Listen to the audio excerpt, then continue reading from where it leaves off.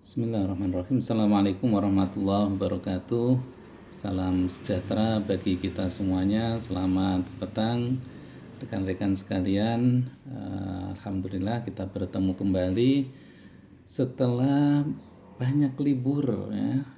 Jadi saya tidak tahu ini di negara kita ini banyak sekali libur-libur nasional ya, tapi insya Allah semangat dan etos kerja ya, termasuk kuliah itu kerja ya, jadi bagian dari pekerjaan, jadi insya Allah kita serius dan kita tetap semangat.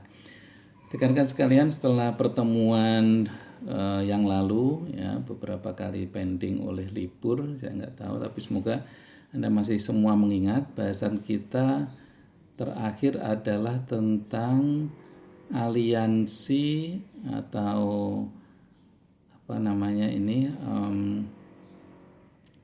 kelompok yang terbentuk ya, aliansi atau kolaborasi atau whatever we call in terms of strategy di dalam Perang Dunia II itu terjadi ya, dan bagaimana kemudian aliansi ini ya, saya sedikit ulas. Aliansi antara Inggris, Perancis, Amerika dan Uni Soviet pada saat itu ya, melawan aliansi Jerman dan Jepang ya di Asia Pasifik. Nah, itulah yang terjadi dalam Perang Dunia II. Nah, kita udah pelajari cukup detail ya dalam pertemuan sebelumnya. Nah, saya juga janji pada pertemuan tersebut untuk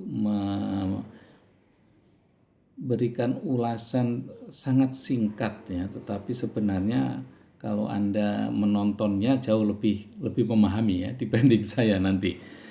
Jadi yang kemarin saya janjikan itu adalah film ini ya, Pearl Harbor ya, saya jadikan sebagai judul dalam pertemuan perkuliahan kita pada hari ini, pada petang hari ini. Tetapi nanti yang akan kita bahas bukan masalah Pearl Harbor-nya, tetapi ini yang kita save ya, antara strategi-strategi yang sering kita dan selalu kita pelajari ya di sebelum UTS maupun satu pertemuan setelah UTS. Jadi selalu tentang strategi perang, strategi tentang sejarah-sejarah perang ya, Perang Dunia I, Perang Dunia II ya, kemudian strategi masa perang dingin gitu ya, kemudian strategi saat hegemoni Amerika pasca perang dingin. Jadi adakah strategi lain gitu ya di dalam percaturan tata hubungan dan tata kelola dunia ini gitu. Nah, ini akan kita sedikit pelajari dari pertemuan hari ini, petang ini sampai ke nanti menjelang UAS. Nah, kita akan mempelajari yang strategi non militer itu kira-kira apa ya. Ini nanti yang menjadi topik ya. Jadi coercive diplomacy ya. Jadi ini akan menjadi sebuah model strategi lain ya, selain strategi perang ya, atau non militer strategi ya, atau non military strategi ya. Nanti kita akan juga ke sana. Nah, kembali ke masalah Pearl Harbor ya.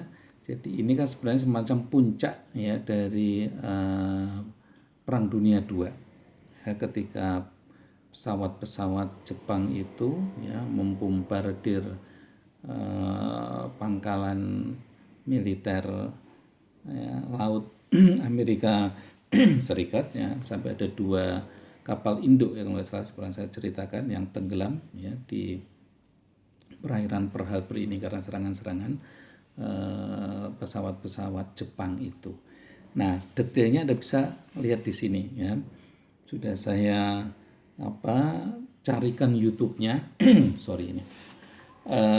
Jadi Anda kalau mengklik di alamat ini, YouTube ini ya, Anda klik, kemudian Anda akan ke sebuah website ya, tentu tidak lain ada Google. Ini mesin pencari yang luar biasa. Nah, Anda pilih yang paling atas ya. Nah, coba kita lihat barang berapa menit lah ya, 3, 4, 5 menit itu ya. Semoga suaranya ini bisa ditangkap ini di recording ini, saya yakin bisa sih. If you go to History Hit TV, you can either follow the information below this video or just Google History Hit TV and use the code timeline. You get a Oke, special jadi sebentar lagi ini adalah tayangan film Pearl Harbor ya. Sepertinya ini produksi Hollywood, tapi coba kita lihat. Karena dokumenter ya, jadi ini film dokumenter. It starts with an horrific surprise attack, then spreads like a tidal wave across vast stretches of ocean. Before it's over, the conflict in the Pacific launches an entirely new form of naval warfare and sends brave men into battle over crippling terrain. This is the epic story of terrifying fanaticism and personal heroism, told in compelling detail, with specially enhanced color film and rarely seen footage, often shot by the troops themselves. For the first time put together to answer the question, why did Japan's gamble to deliver a quick, decisive knockout blow fail?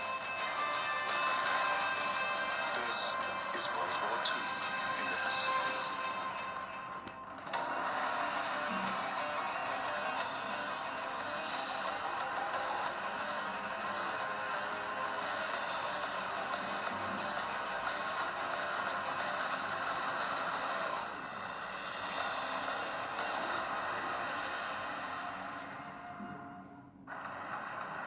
Oke, saya akan percepat sedikit.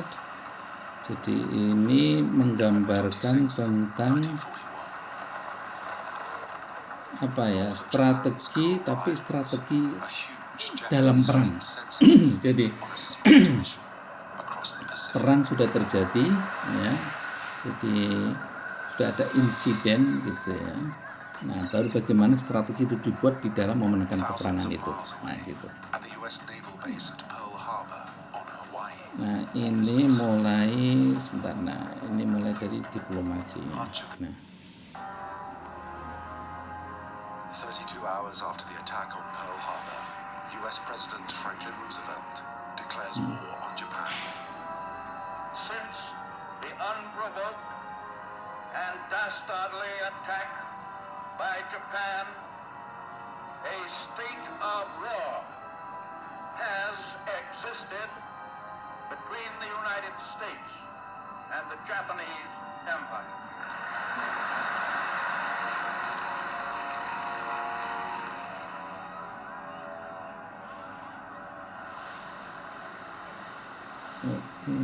But before America can organize its forces, there's yet another paralyzing Japanese strike.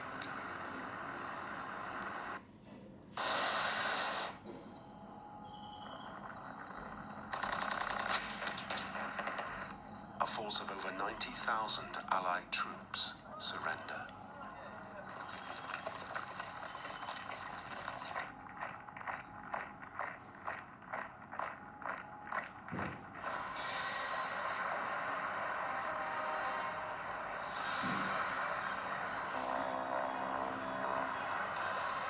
Oke, jadi Almost simultaneously.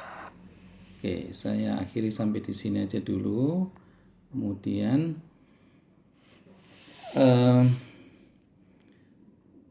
saya kira kalau Anda punya waktu ya, Anda tonton sampai akhir ya film ini ya, film Pearl Harbor ini. Jadi bagaimana kemudian strategi peperangan ya yang terjadi di Pasifik ya, terutama di Hawaii ini ya, antara Amerika dan Jepang ya, meskipun sebenarnya dua-duanya itu bagian dari sebuah koalisi ya, bagian dari aliansi yang tadi sudah saya sebut gitu.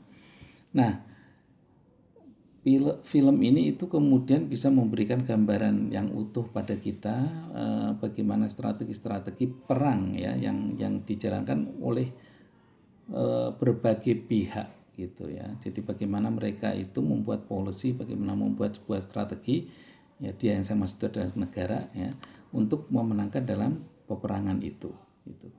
Nah, ini akan sangat berbeda dengan topik kita hari ini ya, petang ini dan yang akan mendatang.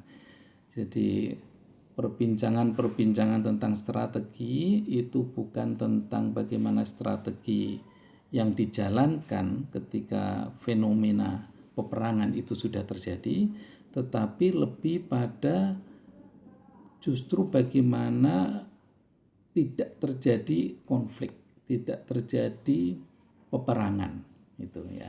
Jadi itulah yang akan kita mulai. Saya geser lagi ke sini. Nah, kita akan membahas tentang coercive diplomacy. Ya, kita akan bicarakan konsepnya dulu. Jadi apa yang dimaksud dengan coercive diplomacy itu atau diplomasi pemaksaan ya. Coercive itu atau paksaan.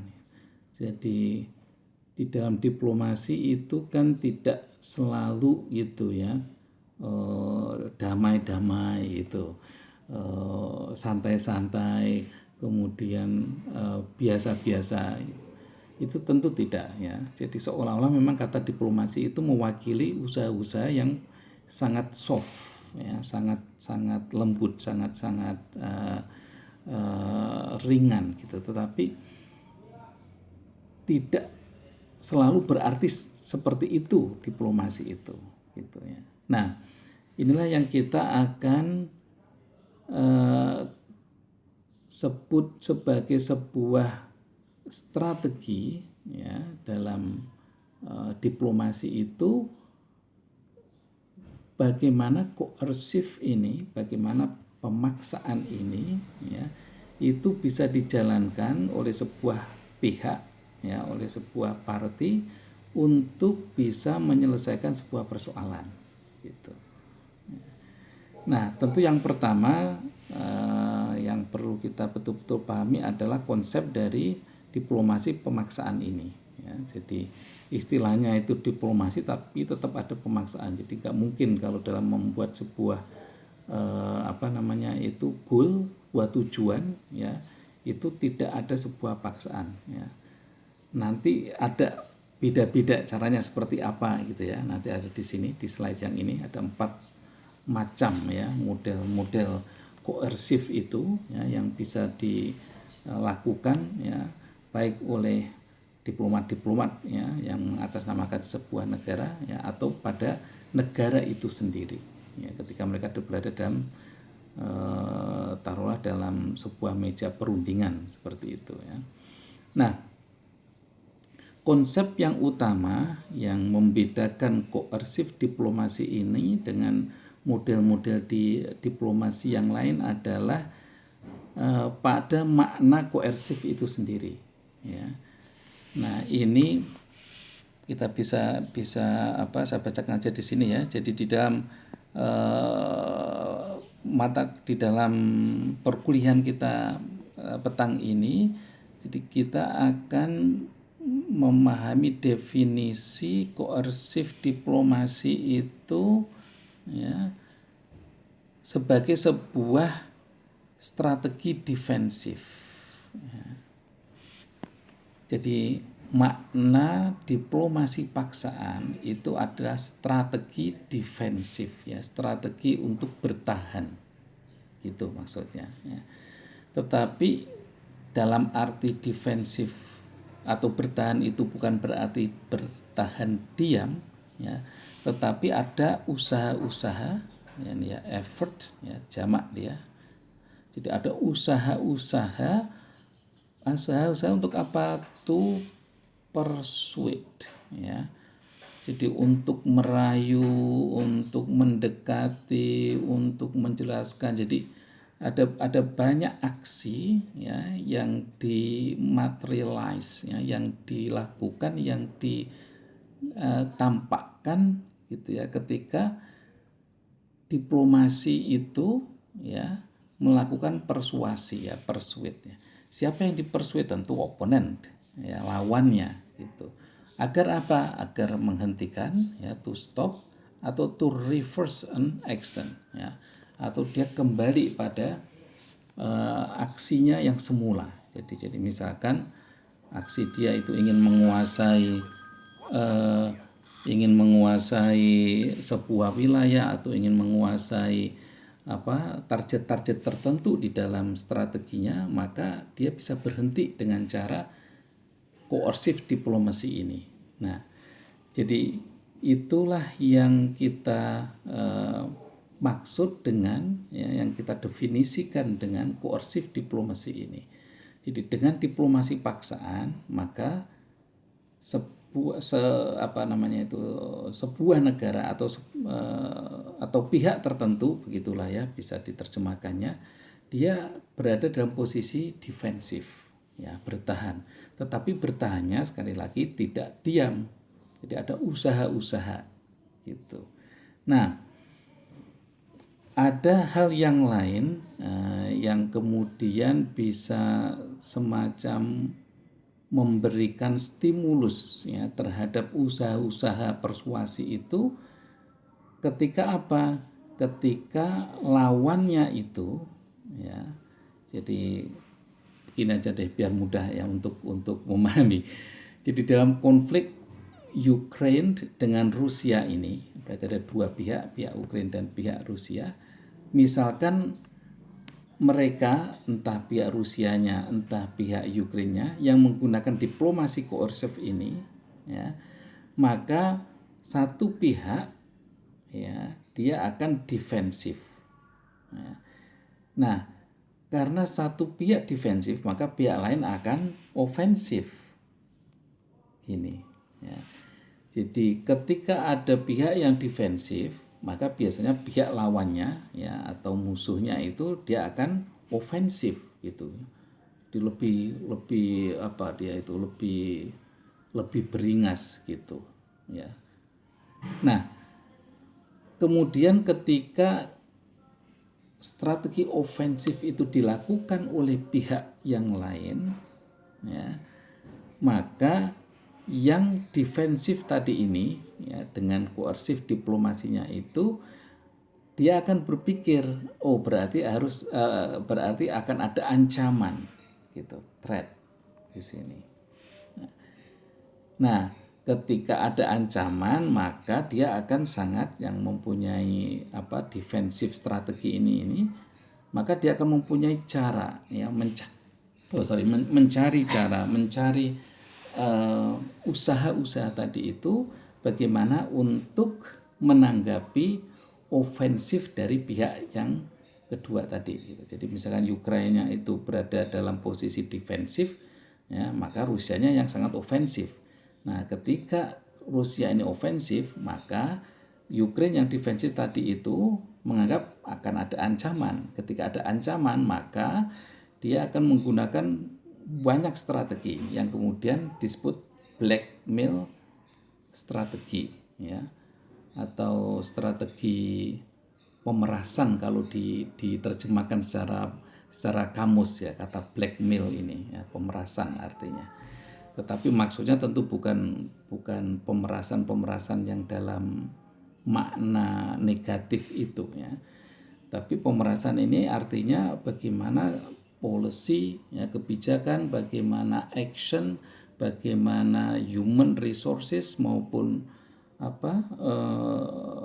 modal-modal yang lain gitu, ya, modal militer, modal, ya, semua yang dipunya oleh sebuah negara ketika mereka berhadapan dengan sebuah konflik, ya, bersenjata itu, maka itulah yang dimanfaatkan betul, ya, didesignated, ya, betul-betul dimaksimalkan begitu. Nah, itulah konsepnya, ya. Jadi koersif diplomasi ini sebuah strategi defensif, ya, strategi non militer tentu, ya, yang digunakan, ya, Anda mungkin bisa banyak melihat dalam konflik Ukraina itu kan sebenarnya tidak banyak konflik bersenjatanya, ya, kecuali yang dari Rusia saja itu yang ofensif ya. Tetapi sebenarnya Ukraina itu lebih banyak bertahan ya, dan bertahannya dia itu sangat sedikit yang menggunakan senjata ya, sangat sedikit, hampir tidak ada ya. Di kota-kota besar tentulah ya, seperti Mariupol atau yang mana lagi itu, tetapi itu juga oleh militernya juga gitu, maksudnya militer Ukraine, bukan oleh orang sipil gitu. Nah, konsep itulah yang sebenarnya bisa diterapkan. Ingat perkuliahan tentang bagaimana menghindari jebakan Thucydides ya, masih ingat kan Thucydides traps itu ya, yang antara konflik US dengan China ya. Jadi bagaimana itu bisa dihindari. Nah, itu termasuk diantaranya ya, itu strategi-strategi di dalam defensif ya, atau coercive diplomasi. Oke, jadi itu konsep secara umum ya, nanti rekan-rekan coba pelan-pelan memahaminya ya, bagaimana coercive diplomasi ini dijalankan yang sangat berbeda dengan strategi-strategi peperangan ya. Jadi kalau yang kemarin-kemarin kita diskusikan banyak dalam strategi perang ya, ketika sudah perang terjadi, ketika konflik sudah terjadi, nah strategi apa yang negara itu lakukan gitu ya. Nah, tapi kalau untuk coercive diplomasi ini itu lebih pada upaya-upaya ya, non militer gitu. Oke. Nah, kita bisa memperkaya lagi juga ya untuk konsep ini. Oh ya, ini nanti materinya saya juga akan posting ya di e-learning Anda ya. Ini dari sebuah buku yang ngarang Alexander George ya. Kalau nggak salah judulnya itu The Limit of Coercive Diplomacy ya. Jadi batasan-batasan atau kecukupan dari diplomasi pemaksaan itu atau coercive diplomasi itu. Oke, jadi sekali lagi yang dimaksud dengan konsep coercive diplomasi ya, itu adalah sebuah strategi bertahan ya, a defensive strategy that is employed ya, yang diterapkan to deal with ya, untuk berhubungan atau untuk berkenaan dengan usaha-usaha ya, effort of an adversary ya, sebuah usaha-usaha untuk menghadapi seorang musuh ya, atau sebuah musuh, kita tinggal konteksnya apa ya, negara atau orang, to change ya, ini tujuannya ya, untuk merubah status quo situation ya, in his own favor ya. Jadi bagaimana status quo-nya pihak tertentu itu ya, itu bisa diubah dengan menggunakan diplomasi coercive ini gitu ya. Jadi memang tentu tujuan-tujuan ini tujuan yang lebih peaceful ya, tujuan-tujuan yang lebih damai gitu ya, bukan justru yang sebaliknya bagaimana kemudian konflik itu pecah ya, tetapi justru bagaimana konflik itu bisa mereda ya, tidak terjadi perang, tidak terjadi konflik bersenjata. Kalau misalkan sudah terjadi konflik, maka misalkan terjadi gencatan senjata. Nah, itulah konsep-konsep yang bisa dipakai ya melalui diplomasi koersif itu, gitu ya. Nah, sudah berapa menit ini kita? Takutnya, sudah 24 menit, cepat sekali. Nanti kalau ada pertanyaan-pertanyaan silakan ya langsung ditulis di e-learning ya, atau Anda melalui WhatsApp grup kita ya.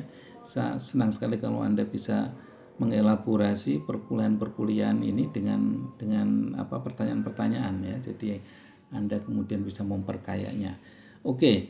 Nah, model apa atau usaha-usaha dalam bentuk model apa yang dilakukan ya ketika sebuah diplomasi koersif itu dilakukan ya.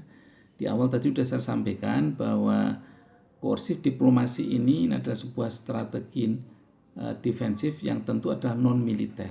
Ya. Nah, karena non militer maka dia tidak menggunakan senjata, dia tidak menggunakan AK-4, tidak menggunakan bom, tidak menggunakan drone yang membawa misil atau yang sifatnya kekerasan, itu tidak sama sekali ya. Jadi koersif diplomasi ini sebuah strategi non militer ya yang dipakai untuk lebih ke arah tujuan perdamaian gitu. Ya. Nah, model yang pertama ya ini memakai istilah peribahasa ya, drawing a line. Jadi cara berdiplomasinya itu disebutnya sebagai seperti menggambar garis ya. Tapi bukan artinya seperti saya menggarisbawahi seperti ini ya. Nah, maksudnya drawing a line itu adalah when confronted by an adversary's effort to alter, ini artinya alter itu to change ya, sama untuk mengubah ya, an existing situation in his own favor, yang tadi yang di status quo itu, the defender may respond by drawing a line to indicate that further action would provoke strong response. Ya. Ini yang ofensif. Ya, artinya apa drawing line itu? Pihak tertentu itu sudah membatasi diri. Oke, kayak semacam kalau kita dulu mungkin waktu zaman Belanda itu garis demarkasi, begitu itu maksudnya mungkin ya. Jadi itu sebuah strategi non militer oleh Belanda dalam menghadapi para laskar-laskar dulu itu ya ketika perang kemerdekaan itu. Nah, di dalam drawing a line ini ya, model koersif diplomasi yang nomor 1 ini itu tujuannya apa? Tujuannya memang untuk mengubah dari posisi yang sifatnya tadi itu adalah status quo ya. Status quo ini tentu dari pihak lawannya gitu ya. Jadi misalkan lawan itu pokoknya kita tetap merdeka, harus merdeka bagaimana cara apapun misalkan seperti itu. Nah, dengan posisi itu bagaimana itu bisa direspon ya, bisa ditanggapi ya, dengan strategi drawing a line ini tadi gitu. Nah, ya itu saya kira sangat tergambar ketika memang Belanda membuat garis demarkasi itu ya. Tujuannya diantaranya ya itu tadi, biar tidak ada respon yang lebih kuat lagi gitu. Nah, saya kira ini dalam konflik Ukraina dan Rusia sangat bagus, saya kira itu, cuman bagaimana harus menerapkannya itu. Jadi harus membuat drawing a line ya, di mana Rusia tidak terlalu ofensif ya, tetapi kemudian yang defense-nya ini yang defensif ini, yang Ukraina ini ya, juga tidak terlalu berada di dalam status quo-nya gitu ya. Karena bisa jadi status quo dia itulah yang membuat Rusia itu ofensif. Seperti itulah ya. Jadi itu model yang pertama. Kemudian yang kedua, buying time ya, to explore a negotiated settlement. Nah, ini kalau sudah terjadi dalam proses negosiasi ya. Jadi buying time, mengulur-ngulur waktu ya, untuk mengeksplorasi ya, untuk mencari hal-hal yang baru ya dalam sebuah settlement negosiasi, dalam sebuah solusi ya di dalam negosiasi. Nah, ini ada beberapa hal ya. Jadi bagaimana mengulur-ngulur waktu itu ya bisa dijalankan. Saya kira itu persis ya, dulu kita Belanda dengan Indonesia itu kan seperti itu ya. Indonesia kenceng pokoknya ingin merdeka, kita harus merdeka ya. Sementara Belanda mengulur-ngulur gitu, dibuatin race, dibuatin ini itu. Nah, itu memang ternyata itu sebuah strategi ya di dalam koersif diplomasi itu. Jadi diplomasi tapi sepertinya lembut ya, lunak, tetapi memaksa banget itu. Nah, kita kan selalu kalah juga itu ya di dalam perang kemerdekaan, kalah strategi ya dengan Belanda. Nah, ini ada minimal 3 hal ini ya, nanti Anda bisa terjemahkan sendiri bisa ini, tapi intinya misalkan untuk yang pertama yang berkenaan dengan masalah politik, ya. Jadi kalau demand-nya itu ya masalah politik, nah itu akan sangat lebih signifikan gitu ya untuk mengulur-ngulur waktu gitu. Nah kemudian misalkan hal itu berkenaan dengan status quo gitu ya, jadi pokoknya kalau enggak ini enggak bisa. Nah itu juga bisa itu caranya dengan buying time itu diulur-ulur sehingga berubah gitu status quo itu ya. Nah kemudian yang terakhir itu ya adanya semacam ya win-win solution gitulah ya, kira-kira oke lah kita biar tidak ada yang merasa kalah gitu ya. Jadi bagaimana caranya gitu untuk masalah strategi untuk masalah settlementnya itu ya, untuk masalah penyelesaiannya itu. Nah ini model coercive diplomasi yang kedua ya, dengan cara mengulur-ngulur waktu. Nah pertama kedua itu memang sangat soft ya, sangat lembut, sangat lunak gitu ya. Nah yang ketiga bisa jadi ya, kalau misalkan ini ya model pertama dan model kedua itu does not work ya, tidak bisa bekerja, tidak bisa berhasil, ya bisa juga menggunakan cara ini retaliation ya, pembalasan ya, atau reprisal sama juga, jadi pembalasan. Jadi misalkan mereka nyerang, yang pihak ofensif ini ya dia langsung serang gitu, tapi yang defensif ini tidak pernah akan memulai gitu ya, jadi dia hanya merespon gitu aja ya.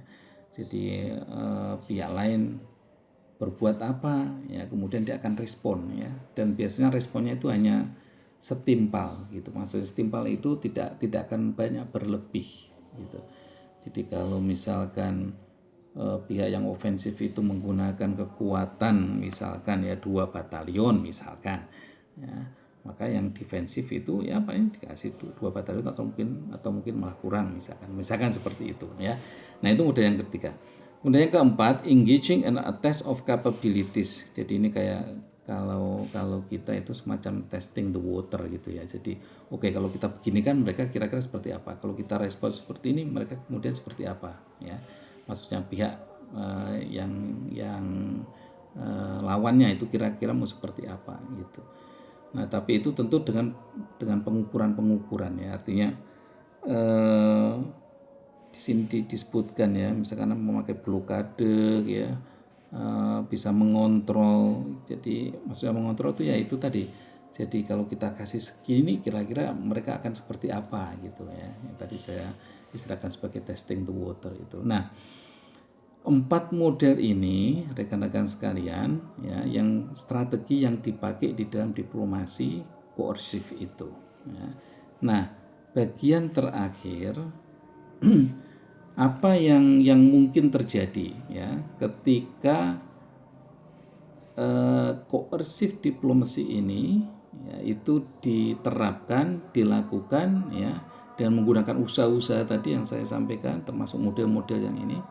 Nah kemungkinannya itu di sini ya. Jadi ada yang tipe A, tipe B atau tipe C gitu ya. Hasilnya akan berbeda. Nah yang deterrence ya, yang menahannya itu persuade opponent not to initiate an action.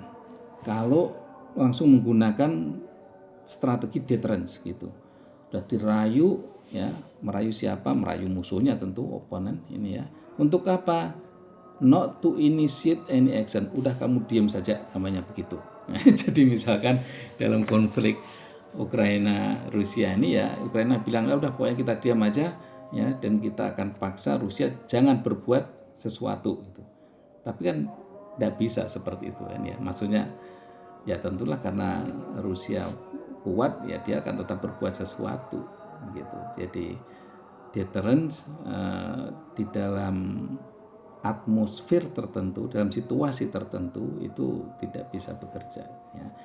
Nah kemungkinan yang lain itu tipe A hasilnya ya, persuade opponents ya, merayu, mempengaruhi lawan to stop short of the goal. Ya sudahlah, kalau Anda tidak betul-betul mau berhenti ya Anda berhenti saja pada tujuan-tujuan tertentu ya. Jadi kalau misalkan saya nggak tahu Rusianya ingin apa, itu ingin menjatuhkan Ukraine kemudian sampai menduduki Kiev misalkan ini saya buat contoh yang itu biar gampang karena itu menjadi fenomena saat ini itu.